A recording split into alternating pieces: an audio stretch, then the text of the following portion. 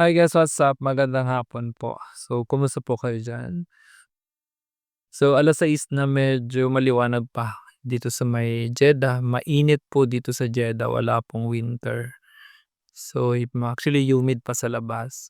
So, share ko lang 'to guys kasi may pinost akong video na nag-withdraw ako ng ₱100 gamit po yung aking BPI na ATM card. So, ang dami pong nagtanong dun na kung puwede daw yung BDO, puwede daw yung Union Bank, puwede daw po yung Security Bank.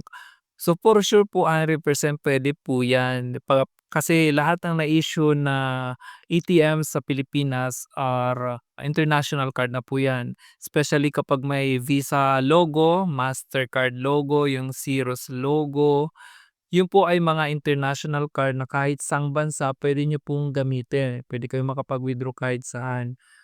So, may mga nagko-comment lang po kasi na minsan negative comment, sinasabi, "Ay ignorante, parang ngayon lang nagka-ATM." So, bakit ba ngayon lang ako nagka-ATM kahit tinry ko na siya dito sa Saudi mismo, ayaw kong i-try yung aking ATM sa Pilipinas. Kahapon lang ako nagka-ATM, so anong magagawa niyo? So, na-ignorante ako, inosente ako, eh. Charot-charot lang guys. So yung mga nagko-comment kasi na sabi nila siyempre Visa card diyan kahit saan or Mastercard kahit saan puwedeng gamitin. Tama po kayo.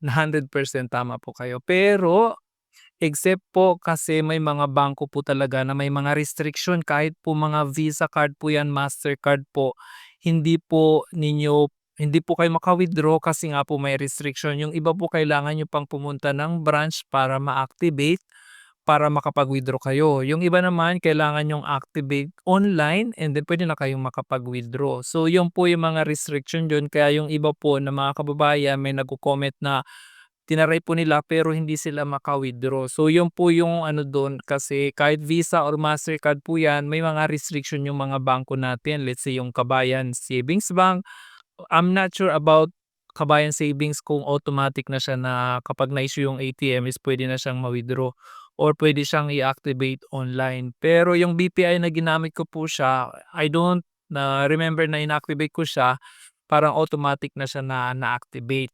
So, kailangan niyo lang guys if in case hindi kayo makapag-withdraw, try niyo po check yung online niyo, baka puwedeng i-activate online yung mga ATM niyo. And then meron talagang bangko na ano po, na kailangan niyo talagang magpunta sa branch para ma-activate yung ATM niyo para makapag-withdraw kayo dito sa ibang bansa. So ayun guys, that's for your kind information po. So, thank you for watching and maraming salamat po. God bless you all po. Bye bye.